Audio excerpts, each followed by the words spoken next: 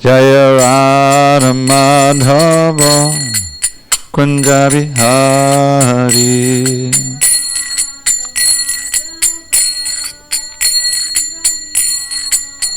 Jaya Radha Madhava Kunja Bihari.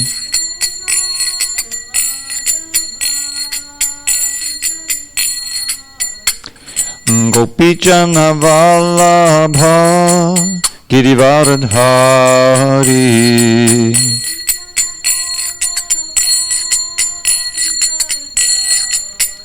Jaya Gopijana Vallabha Girivardhari.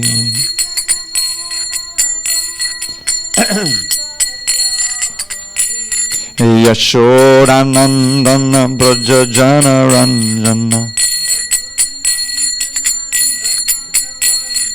Yashodanandana Brajajana Ranjana. Yamuna Tira Vanachari. Yamuna Tira Vanachari. Jaya Radha Madhava Kunja Bihari.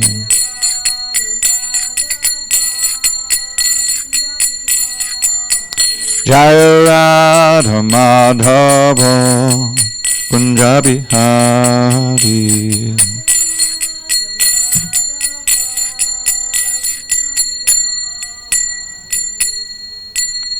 Jai Mr. Pad Paramahansa, Dravida Prabhu, Ashtottara Sri Srimad Divine Grace.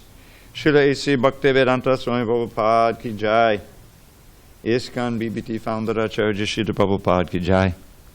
Jai Om Vishnupad Paramahansa, Acharya Ashtottara Sri Srimad, His Divine Grace Srila Bhakti Siddhanta Saraswati. Over here, Prabhu. Sorry, I sit on this side. You still sit next door. You're right. That's good. No. Okay. Srimad Bhagavad Gita ki jai, Samaveda Bhaktabinda ki jai. All glory to the sum of the devotees, all glory to the sum of the devotees. Okay, let's see. Now, we are going to be on page 320. 320 today. Did you get that right? 320. 320. 320. And this is the fifth. Om Namo Bhagavate Vasudevaya. Om Namo Bhagavate Vasudevaya. Om Namo Bhagavate Vasudevaya.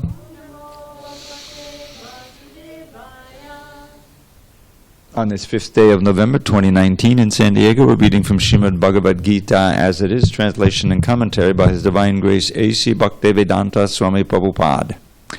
We are in chapter 7 entitled Knowledge of the Absolute, text 15, page 320. Namam dushkritino mudha prabhadyante naradamaha Mahaya Parita Jnana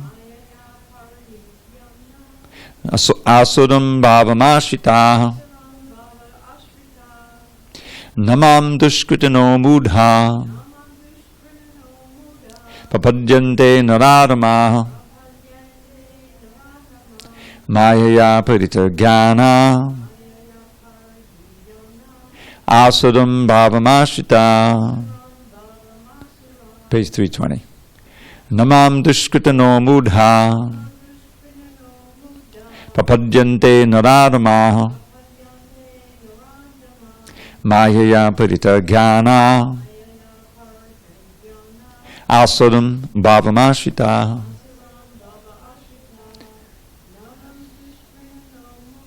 Namam dushkritano mudha Vapadyante naradhama Mayaya parita jnana asadam bhavamashitaha namam dushkritano mudha papadyante naradhamaha maya paritangana asadam bhavamashitaha. Okay. No? All right. I'll read the synonyms. You can read along. Na, not. Mam, unto me. Duskritana, miscreants. Mudha, foolish. Papadyante, surrender. Nara, adamaha, lowest among mankind. Maya, by the illusory energy. Aparita, stolen. Jnana, whose knowledge. Asuram, demonic. Bhavam, nature. Ashitaha, accepting. Translation. Lord Shri Krishna says to Arjuna, those miscreants who are grossly foolish, who are lowest among mankind, whose knowledge is stolen by illusion, and who partake of the atheistic nature of demons, do not surrender unto me. Purport. It is said in the Bhagavad Gita that simply by surrendering oneself unto the lotus feet of the Supreme Personality, Krishna, one can surmount the stringent laws of material nature. It was said in the last verse, actually. At this point, a question arises. How is it that educated philosophers, scientists, businessmen, administrators, and all the leaders of ordinary men do not surrender to the lotus feet of Sri Krishna, the all-powerful personality of Godhead? Mukti, or liberation from the laws of material nature, is sought by the leaders of mankind in different ways and with great plans and perseverance for a great many years and births. But if that liberation is possible by simply surrendering unto the lotus feet of the Supreme Personality of Godhead, then why don't these intelligent and hard-working leaders adopt this simple method? The Gita answered this question very frankly. Those really learned leaders of society like Brahma, Shiva, Kapila, the Kumaras, Manu, Vyas, Devala, Asita, Janaka, Prahlad, Bali, and later on Madhvacharya, Ramanujacharya, Sri Chaitanya, and many others, who are faithful philosophers, politicians, educators, scientists, etc., surrender to the lotus feet of the Supreme Person, the all-powerful authority. Those who are not actually philosophers, scientists, educators, administrators, etc., but who pose themselves as such for material gain, do not accept the plan or path of the Supreme Lord. They have no idea of God. They simply manufacture their own worldly plans and consequently complicate the problems of material existence in their vain attempts to solve them. Because material energy, or nature, is so powerful, it can resist the unauthorized plans of the atheists and baffle the knowledge of, quote, the planning commissions. The atheistic plan makers are described herein by the word dushkritana, or miscreants. Kriti means one who has performed meritorious work. The atheist plan maker is sometimes very intelligent and meritorious also, because any gigantic plan, good or bad, must take intelligence to execute. Excuse me. But because the atheist's brain is improperly utilized in opposing the plan of the Supreme Lord, the atheistic plan maker is called dushkriti, which indicates that his intelligence and efforts are misdirected. In the Gita, it is clearly mentioned that material energy works fully under the direction of the Supreme Lord. It has no independent authority. It works as the shadow moves, in accordance with the movements of the object. But still, material energy is very powerful, and the atheist, due to his godless temperament, cannot know how it works, nor can he know the plan of the Supreme Lord. Under illusion and the motives of passion and ignorance, all his plans are baffled, as in the case of Hiranyakashipu and Ravana, whose plans were smashed to dust, although they were both materially learned as scientists, philosophers, administrators, and educators. These dushkritinas, or miscreants, are of 4 different patterns, as outlined below. Okay, so this is quite a long purport. I think we'll stop there, and then we'll go on. Om Jnana Timarandasya Jnanandana Shalakaya Chakshu Unmidatam Mena Tasmai Shri Gurave Namaha. I was born in the darkness of ignorance, but my spiritual master Srila Prabhupada opened my eyes with the torchlight of knowledge. I offer humble obeisances unto him and all members of Sri Parampara. So the Bhagavad Gita is more or less based on the idea or the proposition that there is a supreme intelligence, a supreme person who is behind everything. It's part of a larger work called the Mahabharata, which is a very long Sanskrit work which tells a lot about the history of India, what is called Bharatavarsha, and focuses on this one battle called the Battle of Kurukshetra, more like a war, that it's called virtue versus evil. That's kind of designed like that. And Krishna takes the role of the charioteer for his friend Arjuna, and Arjuna is presented with a great dilemma at the beginning of the book, because this battle has been building up throughout his life, actually. His elder brother Yudhishthira and his other three brothers, they were cheated out of the kingdom by Duryodhana and his brothers. And the whole story, there's many subplots in the Mahabharata, but the whole thrust of it is the ultimate confrontation between, on one side, virtue and Yudhishthira, who's religious and wants to lead for the benefit of the people, and Duryodhana and his 99 brothers who have usurped the kingdom and who really have evil motives. And so, but the key element of the whole thing is that Krishna is there. And Krishna has come, as he explains at the beginning of the 4th chapter, in order to reinstitute Dharma in the world. In other words, he's a force for good. Dharma means regulation in human society for upliftment, for ultimate perfection, actually, of human life. But there are all kinds of forces, especially in the modern age, of adharma, of what the modes of nature are mentioned here, and these were prominently mentioned in previous verses. We'll talk about those. The mode of passion and ignorance, for instance, or because of rajas and tamas. These modes, they're called, are certain influences that exist in nature and that affect us also, because we're also part of nature. And the symptoms or the characteristics of one who's affected prominently by the mode of passion, for instance. The classic type A personality, someone who is very fired up to make a lot of money and succeed in the world and rise up in society and become one of the movers and shakers, you know.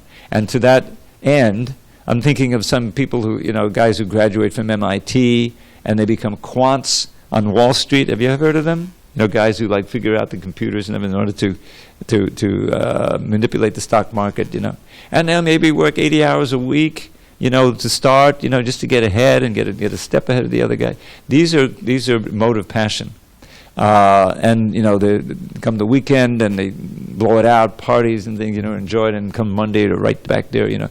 We're hard working, you know. And that mode affects many people in different ways, but this is kind of an ideal, a kind of perfect example. A mode of ignorance.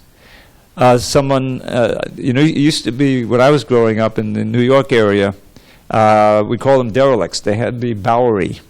And the Boweries were people, you know, guys who just were beaten down by life, you know. They would come there from all over the country. Now they just stay in place, and the homeless are all over the place. But in those days, if you kind of were homeless and you were beaten down, you'd come to New York and you live in the Bowery. And you would see them. And they would, you know, always have a little wine bottle in their hand, you know, and they didn't really have much to do all day, just like our friends here. And sleeping as much as possible, you know, kind of defeated. They're characterized by, you know, laziness, civilization, maybe, you know, prefers to live out in the country somewhere or in a peaceful place where there's not so much distraction. Generally is looking to the philosophical side of life and inquiring. This is like the mode of goodness. So those modes are active throughout nature, and sometimes an individual person, even in a given day, will be influenced sometimes by the mode of goodness, passion, ignorance, and their. But altogether, these modes of nature act on us, and they cover our real knowledge, our actual knowledge. But Krishna mentions that in the previous text number 13. Tribhu gunamaya bhava ebik sarvamidam jagat. Deluded by these three modes, goodness, passion, and ignorance, the whole world does not know me, who am above the modes and inexhaustible. So the idea in the Bhagavad Gita, it starts out in the beginning of the second chapter when Krishna starts his instructions, is that underlying everything, all of this activity of the material world is spirit, is consciousness. In our own lives, we can actually feel that we are, the body is really a complicated machine. It's a very wonderful, amazing machine, but it's a machine. It's not living in and of itself. It acts alive because we're inside, as a spirit soul, as the Atma, as the irreducible spiritual particle. And this is unknown to most people. Mostly we identify completely with our body and with our mind. This is called the gross and subtle body. And we identify with that in terms of our relationships, how old we are, gender, color, language, all of these different things which are called designations or temporary qualities that we may have. But the whole idea at the beginning is it's all very transient. We're passing through. We, the soul, who is never born and never dies, and who have lived in many different lives and live again in other lives. We're passing through this body, and in fact we have a succession of bodies. We all were children at one time, we had a different body, different mind. Gradually we grew up, we had different, and now we're at a certain age and we know there's a future, and the body will constantly change. So what doesn't change? We don't change. As the particle of consciousness animating this body, the knower. Krishna says, 13th chapter, Chaitra Gya, the knower of this field of this body. We are irreducible. We're eternal, never born, never die. We don't die when the body dies. So that means we have a future life, reincarnation, and we've had a past life. Now, what determines what kind of life we will have? That, especially in the human form, because the animals, they don't know anything about this. They just act according to instinct. They're not responsible. There's no karma. When the lion runs down that deer, we've all seen it on TV, the Discovery Channel, back in the day. There's no karma there. We may feel, oh, that poor deer, because we're human beings.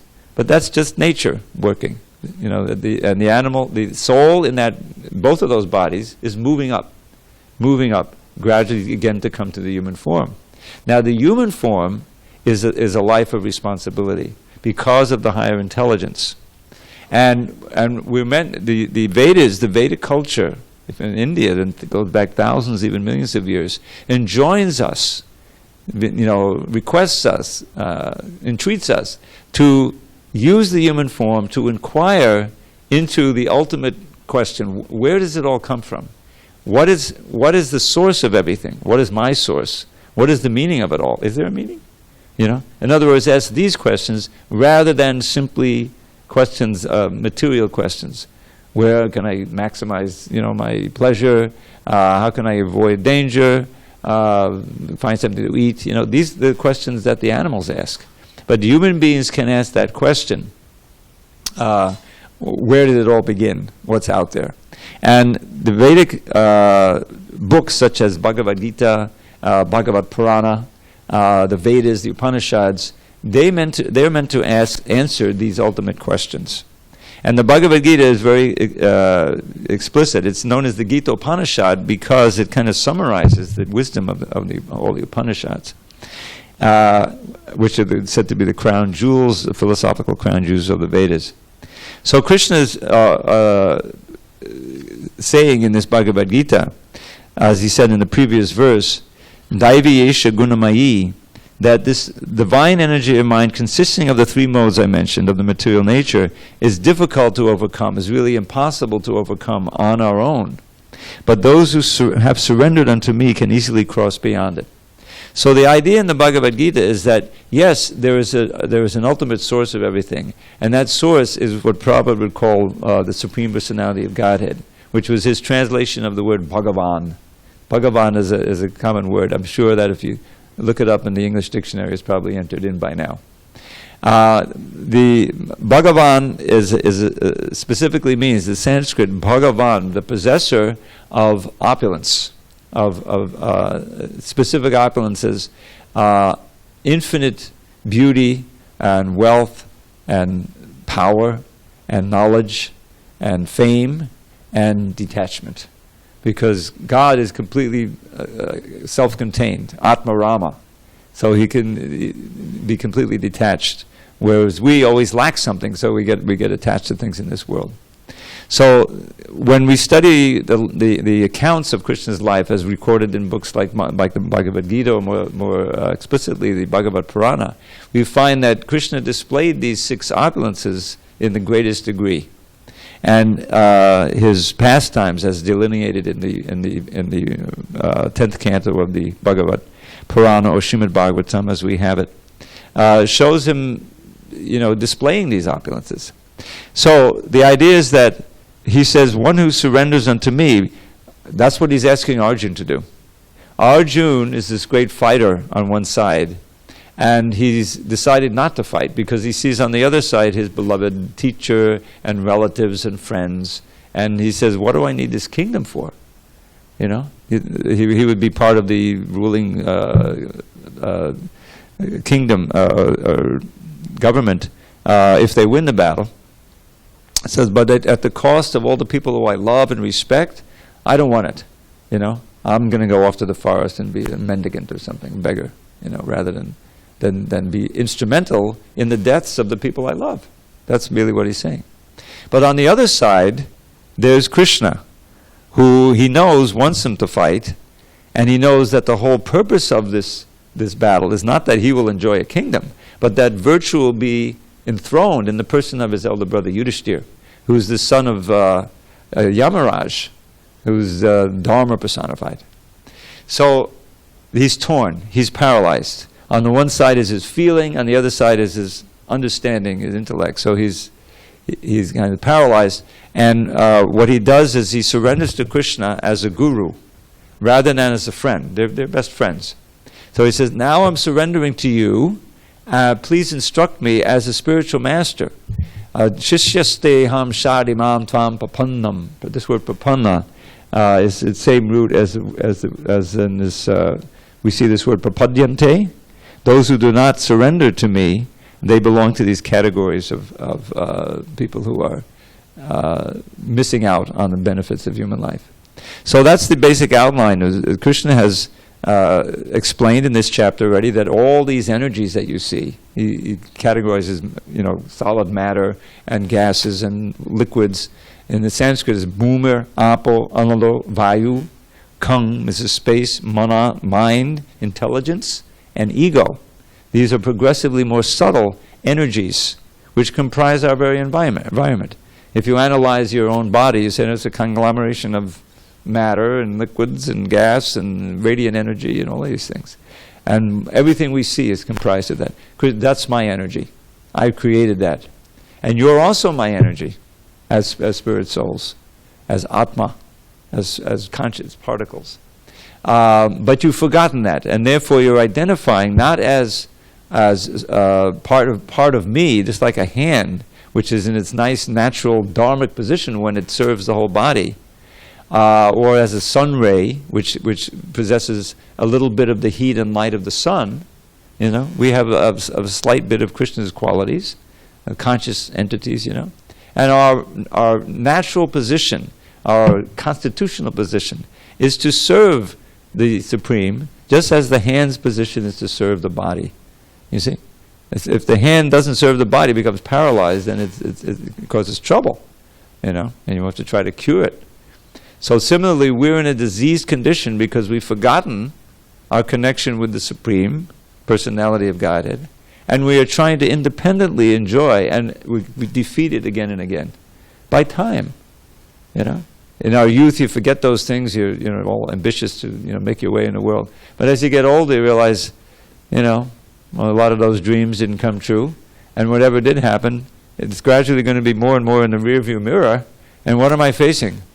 People who have no understanding of eternal life. It's like a paralyzing.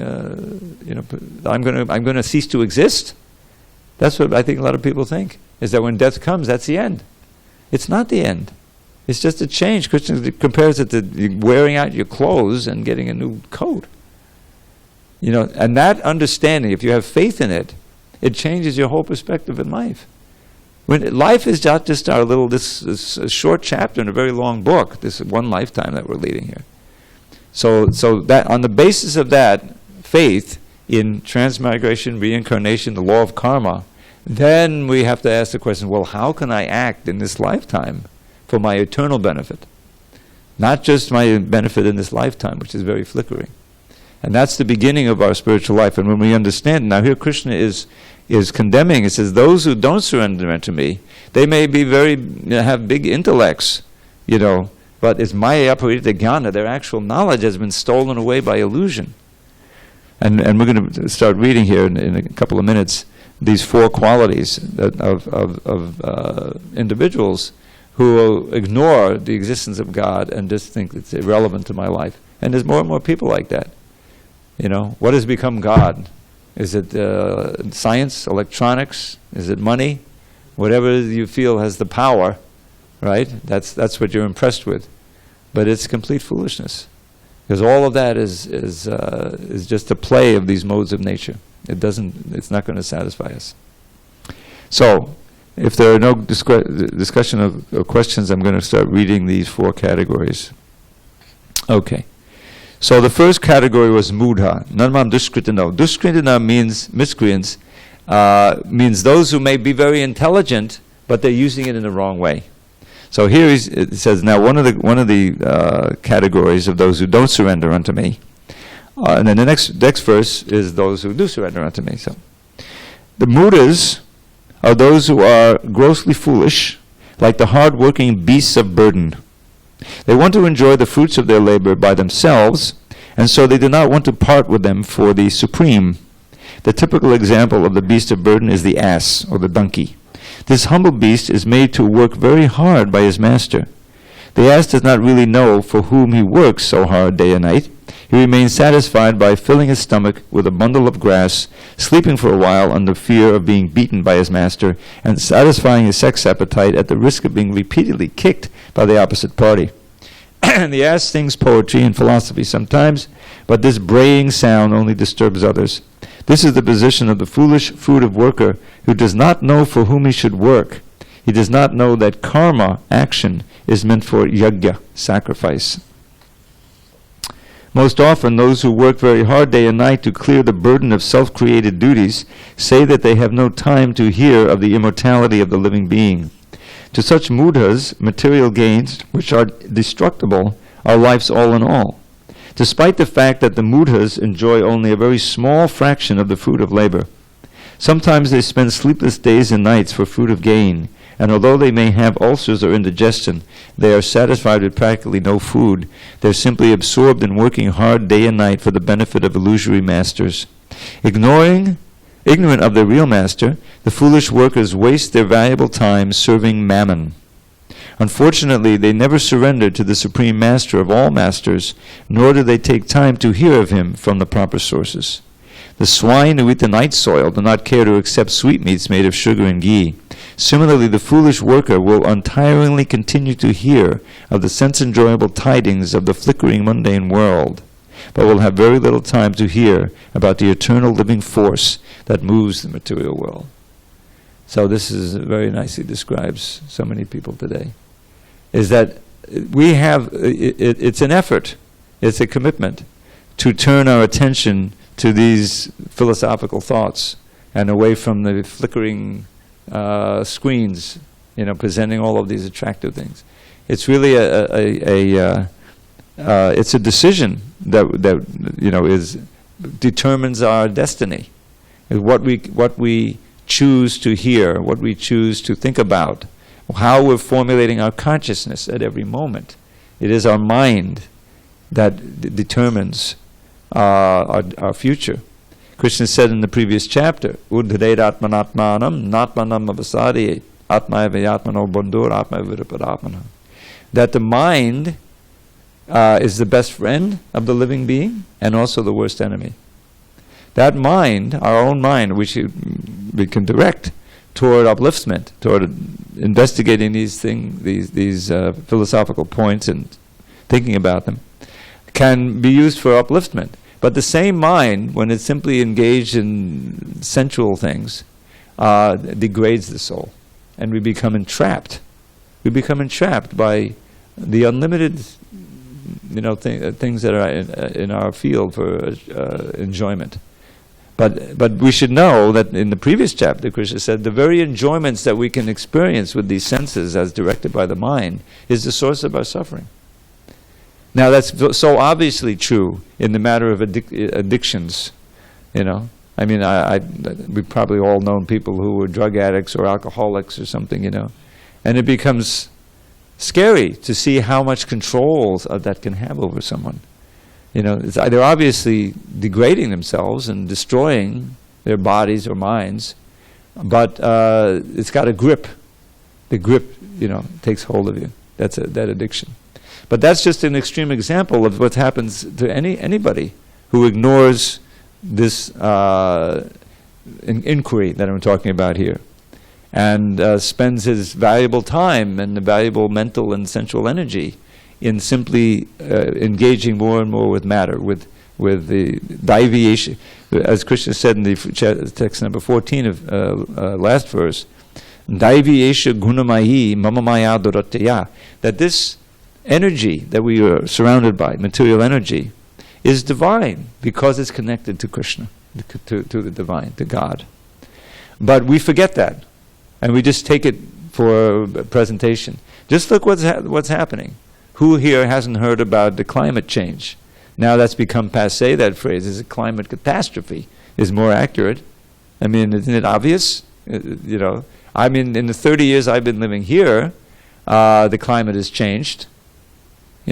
I'll tell you one thing, that when I first came here, it was July of '89, and then soon, of course, fall came, and suddenly there were all these birds. I was living down the street a little bit, and suddenly there were all these singing birds on the wires early in the morning. I mean, they're all over the place, and I realized, they're migrating from the north to the south because it's getting cold up there. So this was kind of a way station. I forget, I read one, there was this big lake nearby, anyway. But over the years, I've stopped hearing them. And I read recently that billions of birds there's billions of fewer birds in North America than there were just a few decades ago. Why? One of the reasons is there's billions of, trillions of fewer insects. Because the insects are dying because of all the agriculture and the fertilizers and the pesticides and everything. The bees, we rely on the bees. All these almond trees up there and up north, they require pollination. Now they have to import bees. They have guys driving across the country from North Carolina to pollinate the bees, and they rent out their things. What's going on? Well, because of this mentality of dominating nature and bringing it under control and exploiting, but nature wins in the end. You can't conquer nature; it's divine energy, and so it's a grand illusion. I mean, you have to be kind of old to remember this book that came out in the '60s, "The Silent Spring," Rachel Carson, about DDT. Finally, oh great, we can kill all these insects. Yeah, but that silent spring means no birds. That's the whole meaning of that title. There's a spring came, and what happened to the birds? It killed the birds or killed their food, whatever, like that. So this is happening all over the world. Is that those who are worshiping Mammon, who is a whole reason for being, is increasing their stock portfolio and whatever, that's their meditation. It's demonic. And when you have the world run by such people, then everyone else has to suffer the consequences. And that's what's going on. So this is very practical on a macro level and also a micro level. Individually, we can improve our lives. We can make progress toward self-realization, God-realization, and liberation from the bondage of birth, death, old age, and disease. That's a basic theme in Bhagavad Gita and all of Vedic culture. Escaping this round, this samsara, going on and on and on. It's like an imprisonment, you know. And everything else is kind of just a distraction. That should be our main goal, you know. And in Krishna consciousness, there is such a variety. You can practice yoga. You can practice this linking with what yoga means, but in a very joyful and practical way. You know, we don't have to go off to the Himalayas somewhere, you know, which is impractical anyway.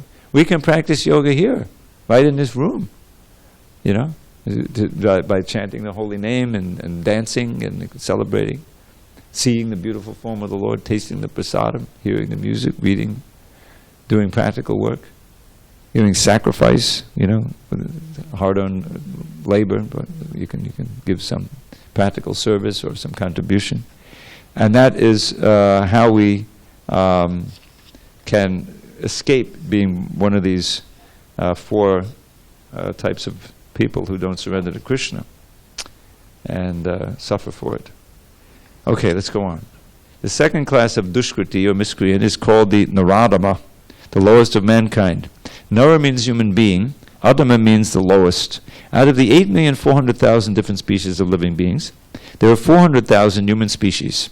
Out of these, there are numerous lower forms of human life that are mostly uncivilized. Now, this word species, of course, is not used in exactly the same way as you find in the science classes in the West. But there's certainly a lot of different varieties of human beings. I think you'll all agree. The civilized human beings are those who have regulative principles of social, political, and religious life. Those who are socially and politically developed, but who have no religious principles, must be considered Naradamas. Nor is religion without God religion, because the purpose of following religious principles is to know the supreme truth and man's relationship with Him. In the Gita, the personality of Godhead clearly states that there is no authority above Him and that He is the supreme truth. That was just a few verses back where Krishna said that in this chapter. The civilized form of human life is meant for man's reviving the lost consciousness, that's in italics, reviving the lost consciousness of his eternal relationship with the supreme truth, the personality of Godhead, Sri Krishna, who is all-powerful. Whoever loses this chance is classified as Naradama. We get information from revealed scriptures that when the baby is in the mother's womb, an extremely uncomfortable situation, he prays to God for deliverance and promises to worship Him alone as soon as he gets out. This is in the 3rd canto of Srimad Bhagavatam, Lord Kapila Dev's teachings. To pray to God when one is in difficulty is a natural instinct in every living being because he is eternally related with God. But after his deliverance, or his delivery, the child forgets the difficulties of birth and forgets his deliverer also, being influenced by Maya, the illusory energy. It is the duty of the guardians of children to revive the divine consciousness dormant in them. The 10 processes of reformatory ceremonies, as enjoined in the Manusmriti, which is the guide to religious principles, are meant for reviving God consciousness in the system of varnashram. However, no process is strictly followed now in any part of the world, and therefore 99.9% of the population is Naradama. When the whole population becomes Naradama, naturally all their so-called education is made null and void by the all-powerful energy of physical nature. According to the standard of the Gita, a learned man is he who sees on equal terms the learned Brahman, the dog, the cow, the elephant, and the dog-eater. This is the vision of a true devotee. Sri Nityananda Prabhu, who is the incarnation of Godhead as Divine Master, delivered the typical Naradamas, the brothers Jagai and Madhai, and showed how the mercy of a real devotee is bestowed upon the lowest of mankind. So the Naradama, who is condemned by the personality of Godhead, can again revive his spiritual consciousness only by the mercy of a devotee. Sri Chaitanya Mahaprabhu, in propagating the Bhagavad Dharma, or activities of the devotees, has recommended that people submissively hear the message of the personality of Godhead. The essence of this message is the Bhagavad Gita.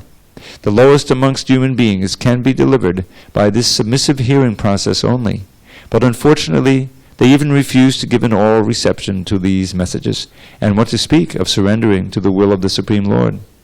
The Naradamas, or the lowest of mankind, will willfully neglect the prime duty of the human being. So, These are strong words from Srila Prabhupada, simply following in the line of Krishna's strong verse here.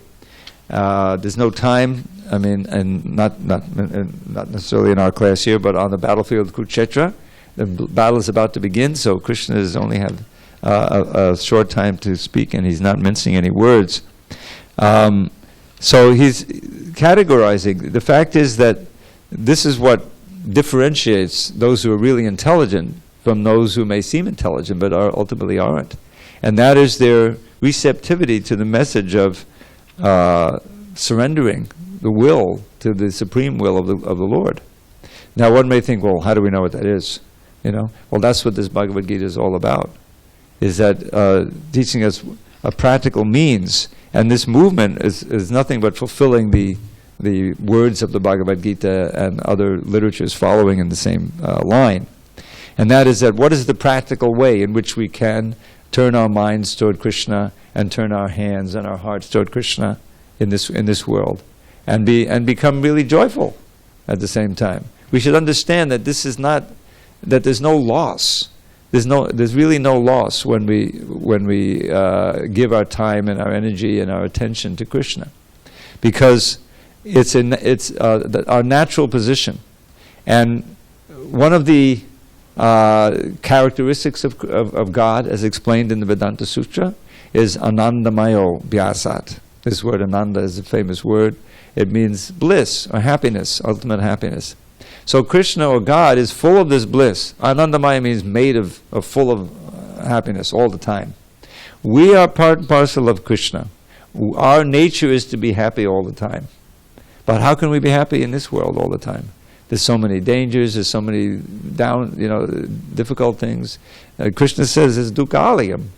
This is an abode of misery. In other words, it's like it's a prison house. We're stuck here because of our mistake of breaking our relationship or forgetting our relationship with God. So when we even begin to reestablish that relationship, there is a great lifting of the spirits, In other words, there's this natural ocean of happiness we have in our heart that we've lost touch with. And we try to get it through sense pleasure, and we just become more miserable. But by the process, chiefly of chanting the holy name, that's the main process of yoga. And all the other corollary processes that we practice, those who live in the ashram, or I live nearby, but I'm basically part of the temple, is all, filling our minds and our hearts with Krishna consciousness. And it doesn't wear out. I mean, I've been doing this for 46 years. It's not like it ever got boring.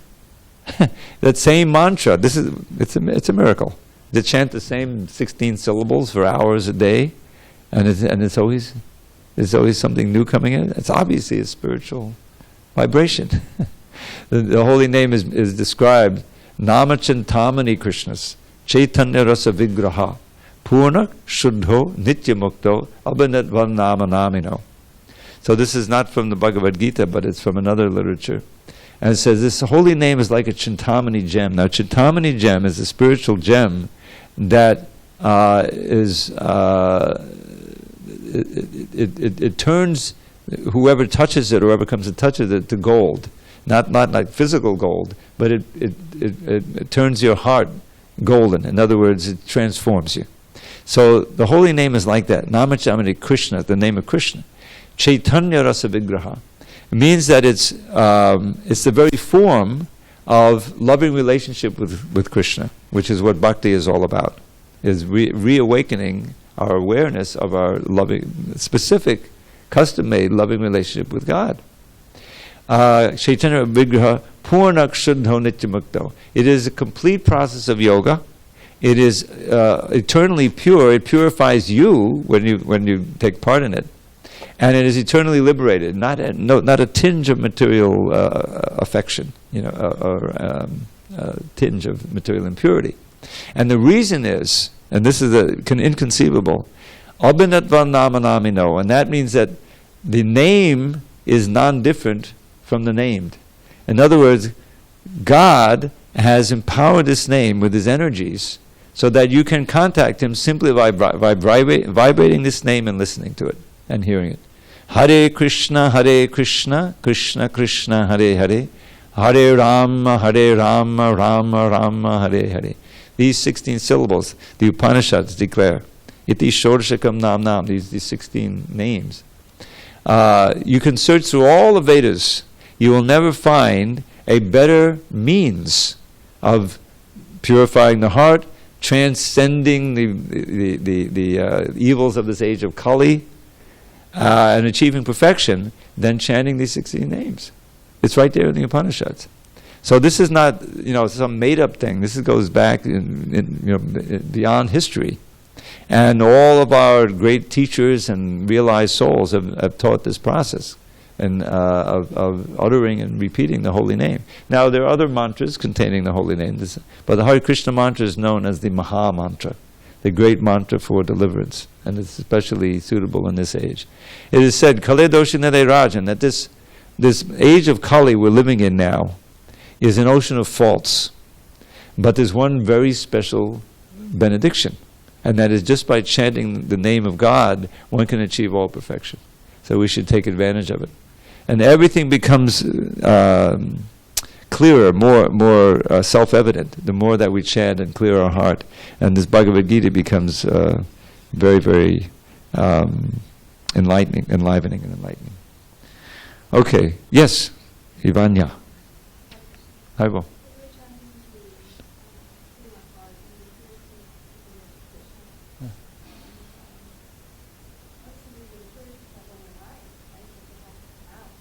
Impurities. You become aware of them.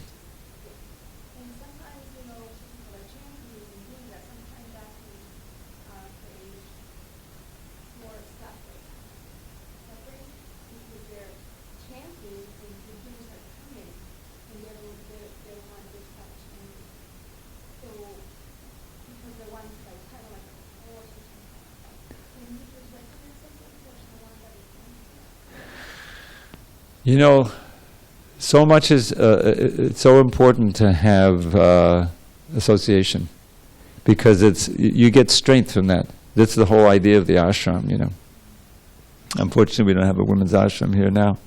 But, there are always festivals coming up. There are things, retreats. It often helps where you break your routine if you can, if you can, even for a few days, for an extended weekend, and simply absorb yourself in Krishna consciousness. Go to a place where there are people who are in the same, having the same issues you may have, and you can really share and get some of that out and get some spiritual strength to persevere. It's important to get what Krishna calls vyavasayatmaka buddhi. This is mentioned in the second chapter. Prabhupada really focused on this verse, which is the determined intelligence in pursuing the yoga, bhakti yoga. Because as you mentioned, there's so many barriers that you may face, so many distractions, so many temptations, and it's important to be able to get through that without, interrupting your progress and really getting thrown for a loop. So it's always good to have somebody who you can share with, even if it's just one person who may be a peer who's going through the same thing, and you can kind of read together, chant together, do some service together, and get help from that. And that's the great value of an ashram, where there's kind of peers, there are people who are doing the same thing, going through the same, and when you can come together and chant and break through, you feel encouraged in that, So that's what I would recommend, if possible. Because it's not unnatural that when you first take up Krishna consciousness, there's a certain real excitement. Everything is new, and oftentimes it's at a festival time when you really get. I remember it was Gaur Pranim when I really, opened my eyes. There's so many dancing and chanting. I think it was this ceremony in Central Park, and they had this big statue of Lord Chaitanya. It's like, well, this is great, And I was just, I got a lot of juice from that and became more committed. So that's what I would recommend, to try to have at least one other person who you can share with, and get strength from that. That's the best answer. Okay, so it's we have 2 minutes. Okay, Marcy. I don't know about 400,000 human species. Well, that's why I mentioned that this word species is not used in the same way that we use it here. It's I mean, the thing is, there may be like 8 species right here. In other words, it's a variety. How they break those up, I don't know. But we know that there's one human species, Homo sapiens, right? And that's mentioned elsewhere in the Bhagavatam. In other words, the word is not used in the very strict sense, certainly as we use it in modern taxonomy or whatever they call it. So there's Maybe a permutation of the meaning? yes, it definitely has to do with the gunas, the 3 gunas. Some people are more pure